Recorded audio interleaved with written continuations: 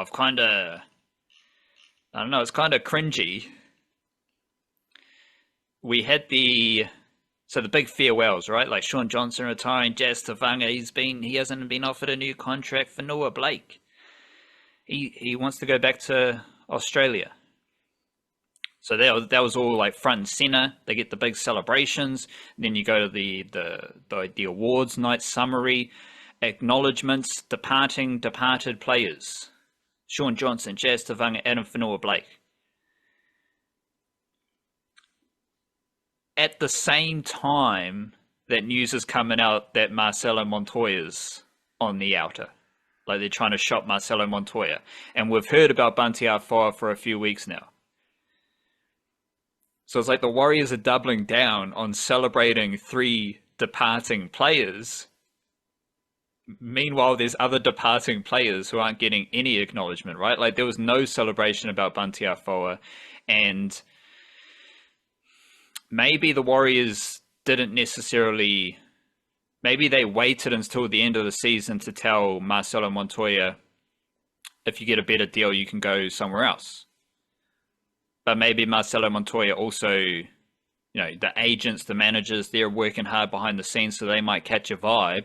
They might look at the salary cap. They might look at the depth that the Warriors have and catch the drift, the where the winds are moving. Think, I might be on the outer here. But there's no celebration about Marcelo Montoya. There's no celebration about Bunty Afoa. It's just kind of weird, kind of cringy, kind of goofy when you consider how over the top the celebrations have been for these departing players, when there's other players who are constantly in the news about departing who didn't get any of that appreciation, love, or support. On the Marcelo Montoya news, the Warriors, I was thinking about this as well, like Roger Tuivasa-Sheck, and I've alluded to this before, he might not be your favorite center. Fair play, it's all good. I'm not going to try to convince you that he's all right at center. But Roger Tuivasa-Sheck plays at an 8 out of 10 level at fullback, wing, and center. That's what makes him Roger Tuivasa-Sheck. That's why he is who he is. You might have center as his worst position, but he's doing the same footwork. He's making the same meters. He's doing more tackling at center. And he doesn't pass at fullback, so he's not going to pass at center, right? Like it's the same stuff. He's not going to pass on the wing. He's not passing at fullback. He's not passing at center.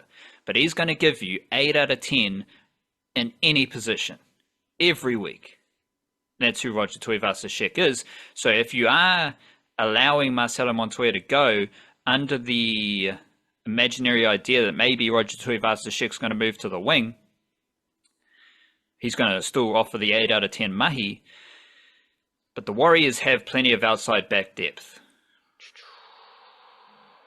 Didn't write it down here, but I got it fresh in my mind. Let's see if I can conjure it up from the depths of the mangroves in my mind.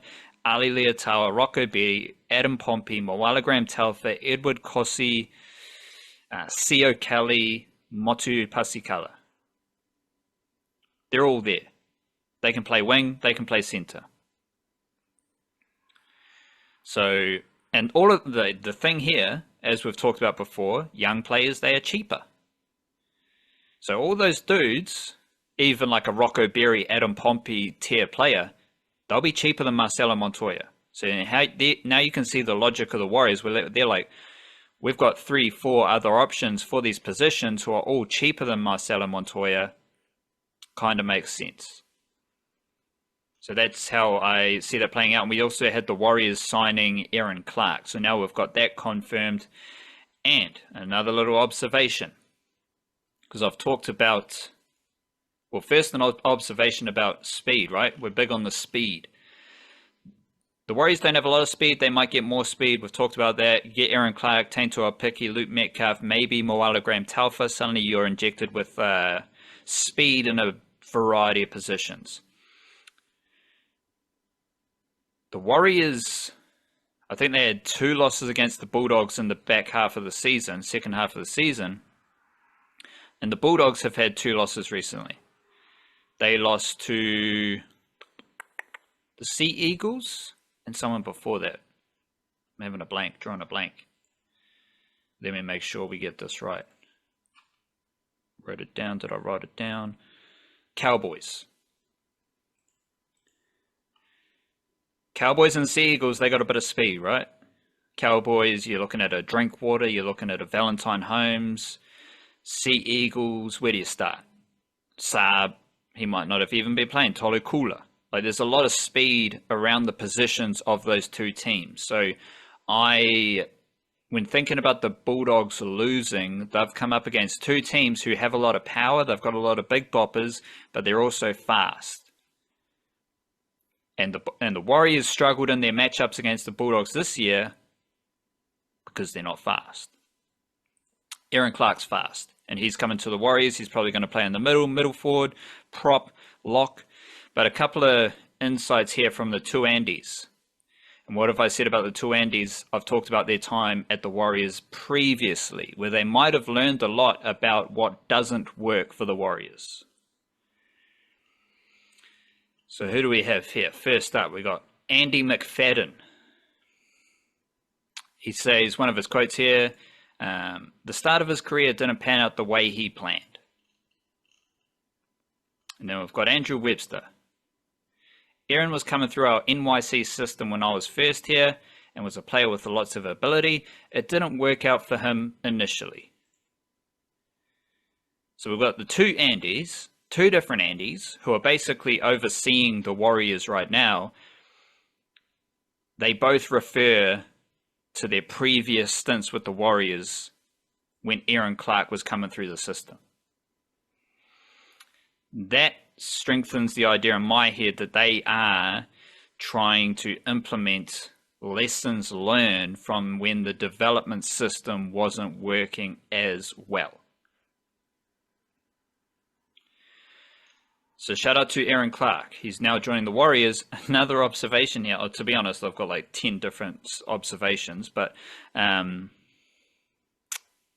Blake, he leaves the Warriors. That was a, compassionate grounds. Got to get back to the whānau in Australia. Compassionate grounds. The Warriors have just signed James Fisher-Harris and Erin Clark under compassionate grounds. They were both under contract, right? Do we have any information? The Warriors don't have that there. Let me just pull this up. So we can, and to be honest, the players who are leaving the Warriors are all Australians. We know the James Fisher-Harris situation. He was under contract with the Panthers, got a release on compassionate grounds, wanting to get back to Aotearoa, be near his family. The Titans announcement. Clark has been granted a release from the remainder of his contract on compassionate grounds. 26-year-old had a year remaining on the coast. However, he has requested to return to New Zealand with his young partner and family. I don't doubt the desire to be around your family. Don't doubt the compassionate grounds, but I do find it interesting the Warriors have made two signings under the umbrella of compassionate grounds. So, and if Marcelo Montoya does leave the Warriors, another player I'm curious still about is Dylan Walker, because we had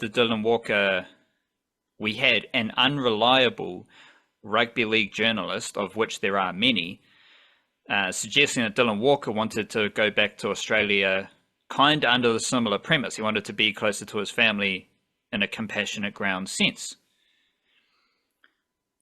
But I want to update the list of Warriors departing players, because we've got Jazz Tavanga, we might have Bunty Afoa, but we had Josh Curran, Bailey Sirinen, Ronald Volkman, Adam Fanua Blake, and Marcelo Montoya. So they're all Australians. You can't quite say that they were replaced by Kiwis, like Fisher-Harris is coming in, Erin Clark's coming in, they're both from Aotearoa. But at the same time, the Warriors have signed Kurt Capewell.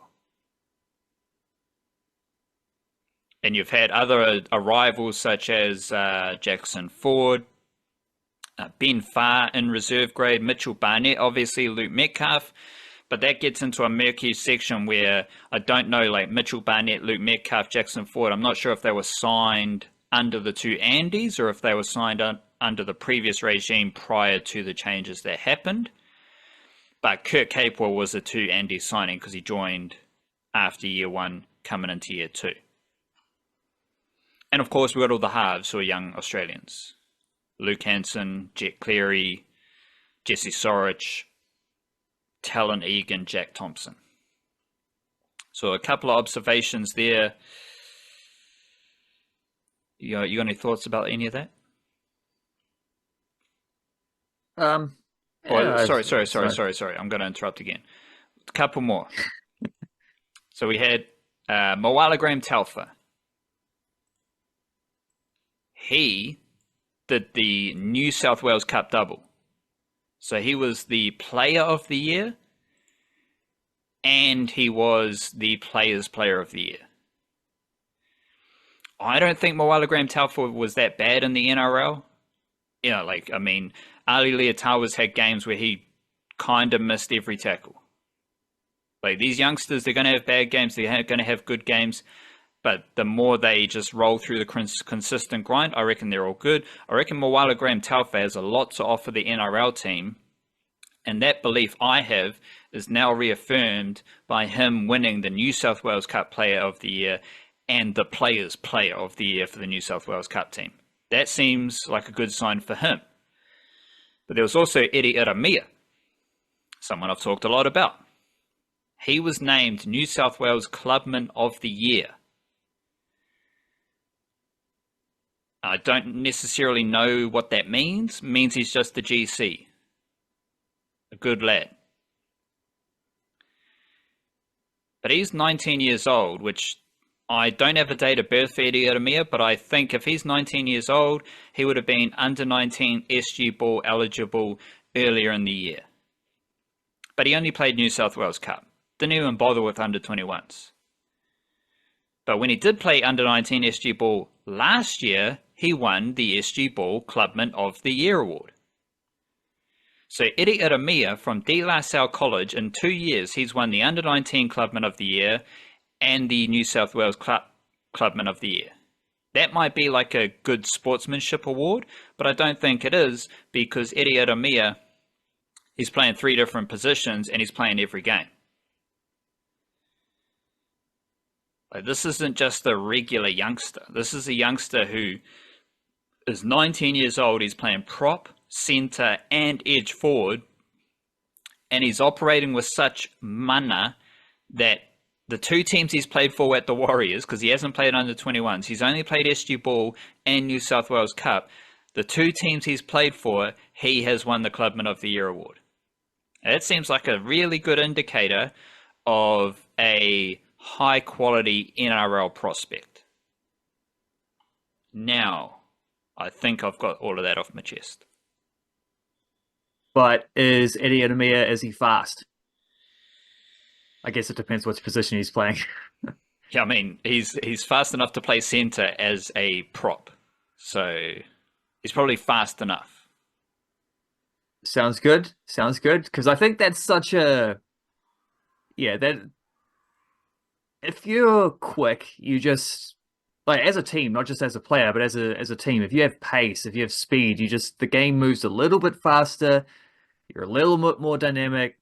The opposition has a little bit of a harder time just covering, sliding, making tackles, and doing all those things, getting back, retreating to the 10 meters, whatever. And it seems like a small detail, but it also seems like the kind of thing where that's one of those examples where a small margin makes a huge difference. And the Warriors, it's not just that you can look through their players and point out, the way we have done, that they lack pace, that they lack sort of, elite speed in across the various positions. As a team, they just felt slow as well. Like, as a team, it felt like there were things where, and sometimes that's not always just like how fast can you run. It's hand speed and it's thought speed and all the various different types of speed that we've been logging. Leg speed. Leg speed, of course, is an important one. AKA speed.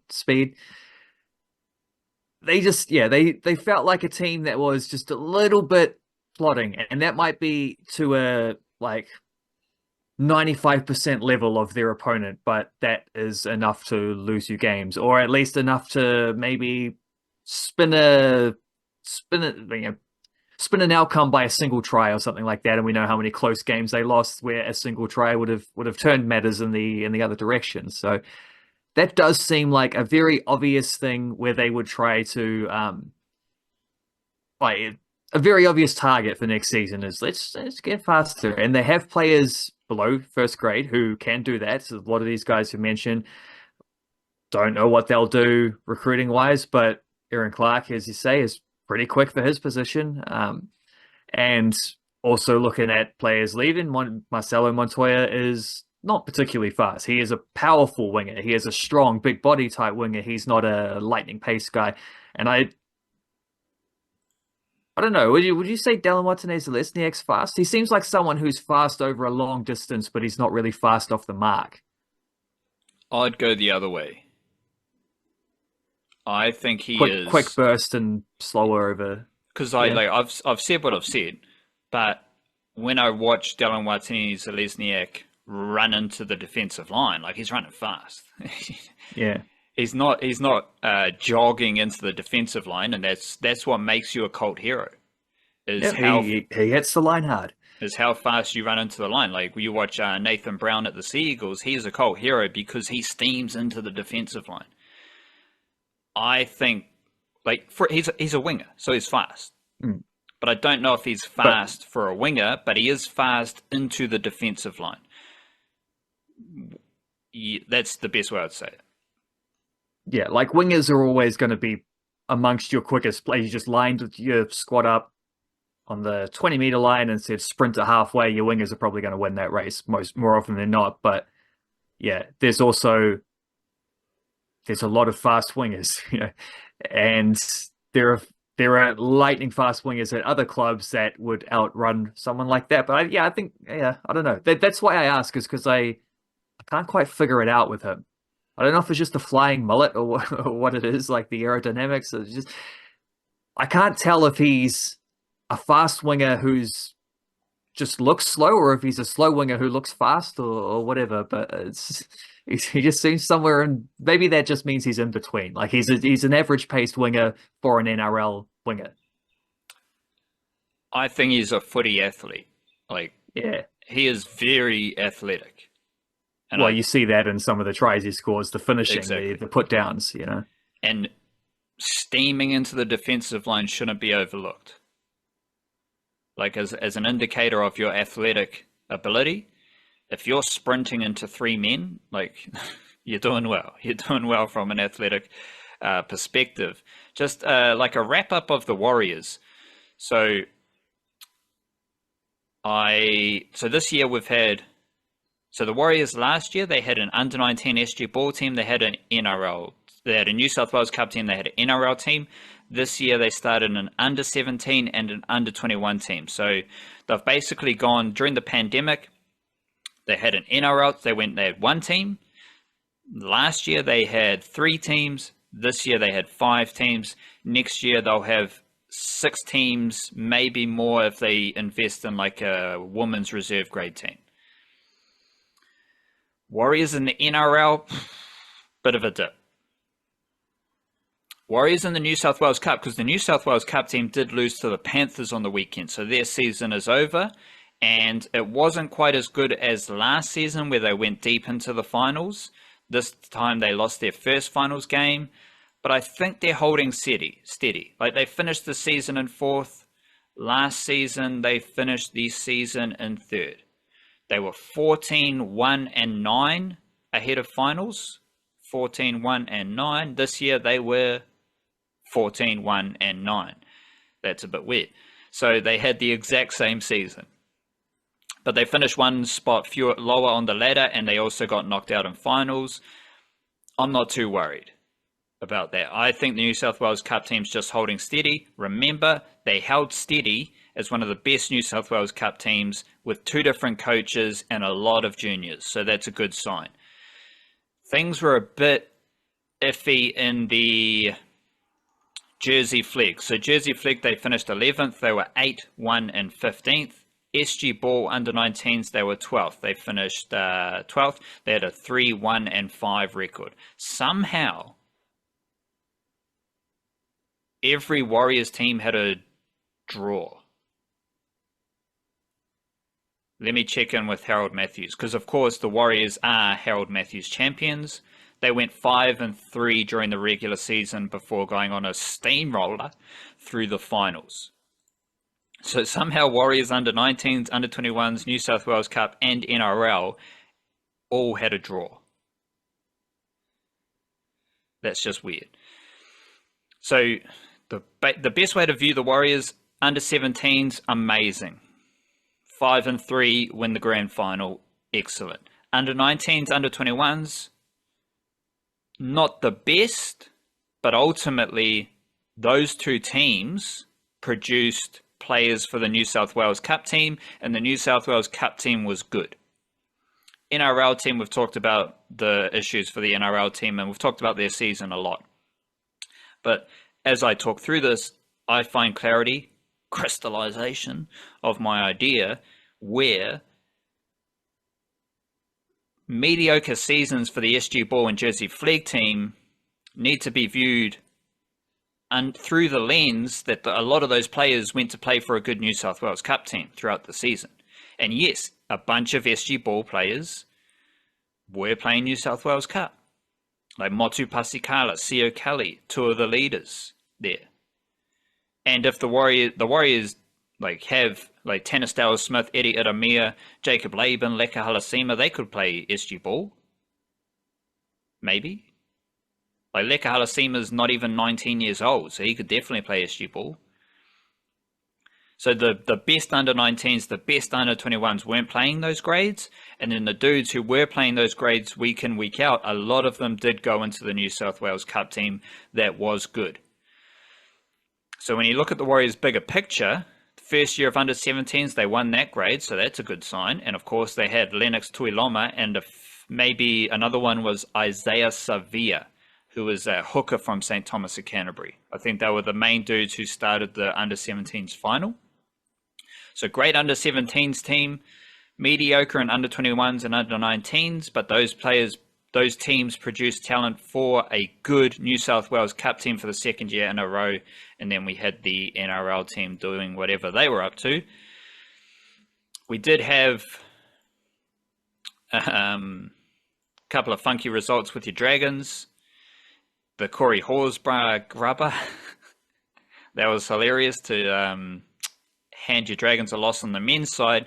And then the Raiders, the Dragons are kind of down buzz in NRLW aside from Alexis Taueniai being amazing, but they kind of fumbled that game as well. They had the same performance where they were the better team throughout the whole game, and then they just fumbled the last 10 minutes. But the good news on the women's side was that Amelia Pasikala scored an awesome try for the Raiders, and she is back in action for the Raiders because she was awesome last year in the NRLW with Roosters, and then she was awesome in her Kiwi Ferns debut. But soon after scoring an awesome try for the Kiwi Ferns, she suffered a major knee injury. And now she took, obviously had to take a break to get better. She came back into the Raiders team a few weeks ago. And then she scored one of the winning tries against the Dragons. Don't think we've got a lot of time for NRLW, so I'll just leave that there. But looking at the bottom 8, I talked about the Tigers last week and how they kind of sucked. This is a strength of the NRL competition. If your wooden spoon battle can attract the sellout crowd, I mean, you're doing all right with your competition, you know? I mentioned last week that the Broncos vibe could get very bad if they lost on the weekend. And the Warriors, they finished their season with a good win over the Sharks. They had their farewell party for 3 of the possibly 5 guys who are leaving. But that's it. Like, the season's over for the Warriors. They had a win. Even though the season kind of stunk, they leave the season on a positive note, all honkadory. Broncos shit's hitting the fan.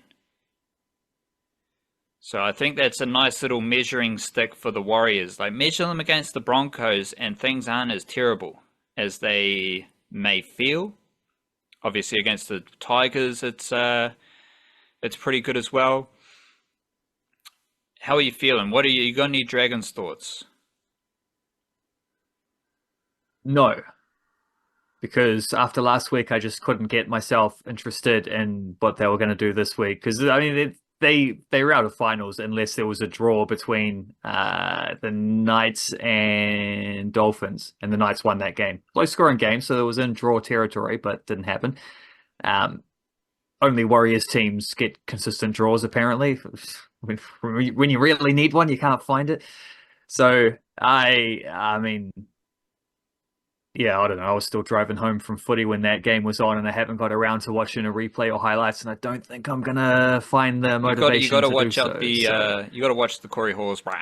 Okay, I'll check the highlights. I actually haven't even, to tell you the truth, I haven't even got around to the highlights from the almost comeback against the Eels as well, because that it's the sort of thing where it's like I should watch my team score 5 tries in 10 minutes, but also, do I want to watch my team absolutely throw away their finals berth at the same time? Like, not really. So I don't know. But if the Eels scored 100 points in their last, or more than that, 104 points in their last 2 games combined, and they needed to do that in order to not finish last. So I don't know exactly where that came from, but Dylan Brown was a big part of that. So it was, at least there was something. At least the Dragons did something for Kiwi-NRL. Until Dylan Brown got injured. That might open. And they're in agony behind you on as the fireworks go off. Yep.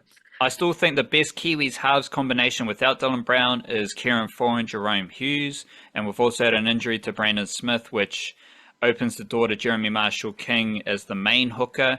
And then you can, like, the dudes in these positions have very curious eligibility stuff. Like, you're dealing in the Kyo Weeks. He's a Māori, so he's going to play for New Zealand type of situation, which I don't know if that's going to be the case because he was born in Australia.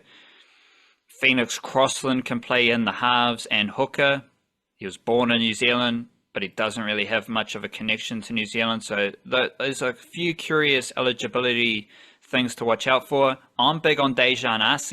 I'd love to see Dejan Arce get a crack for the Kiwis. He did play for Samoa last year, so he's got that option as well. And just quickly on the Eels and the Dolphins.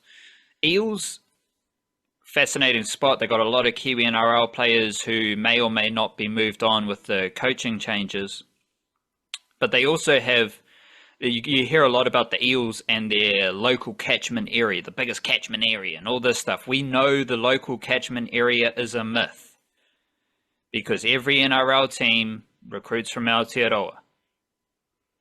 And one of the players you need to watch out for in the Eels system is Te Huranui Twiddle. He's a Turanga Waiwai junior who, like Dylan Brown, as soon as he joined the Eels, one of their best players. He was like fullback for the SG Ball team, fullback for the Jersey Flag team, filling in the halves.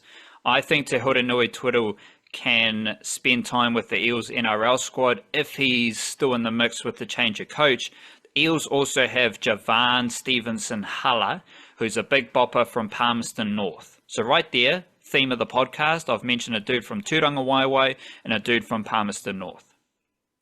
Javan Stevenson Halla, he initially spent time with the Roosters, but then he switched to the Eels, and he's played a lot of, I think he started in SG Ball this year, played a lot of Jersey Flag. The Dolphins. Again, theme of the podcast, we've got an expansion team here, and the Dolphins, in the NRL team, they've only got Isako, the Bromwich brothers, Jeremy Marshall-King. We had a bit of a slide with Valence Tefare. He's just got brushed aside for the season, but he did score 2 tries for Redcliffe in their finals game this weekend. But below that, the Dolphins love Aotearoa as well. You got Elijah Rasmussen, who's a big bopper who went to Westlake Boys High School. He could be in the mix for an NRL debut next year. John Finianga-Nofo. He's awesome. He's another one of these players who made the Australian schoolboys fresh after moving from Aotearoa. He's from Auckland Grammar School, and he played on the bench for a few games for Redcliffe and Q Cup this year. He might be like 19 years old, maybe 20 years old. He's a very powerful halves hooker, and his family's awesome at rugby league as well. Patrick Kailahi went to Hamilton Boys High School. He's a really good edge forward, could be a middle forward. He's rising through the Dolphins system. And of course, they recruited Tawhita Nofahu from First 15 Rugby. Well, all of these dudes play First 15 Rugby, if I'm being honest. But Tawhita Nofahu played for the New Zealand schools team this time last year, and he had a great season in Mal Meninga Cup. And he's someone who could quickly rise through that Dolphins system as well. And the good thing about the Dolphins is their new coach, Christian Wolf, unlike Jason Riles at the Eels, who's coming in to make a whole bunch of changes, Christian Wolf has been working there the whole time. So he knows all these Kiwi-NRL juniors at the Dolphins system. He's probably going to promote them from within, and the Dolphins should not be overlooked as a Kiwi-NRL sneaky powerhouse. I'll go there, sneaky powerhouse.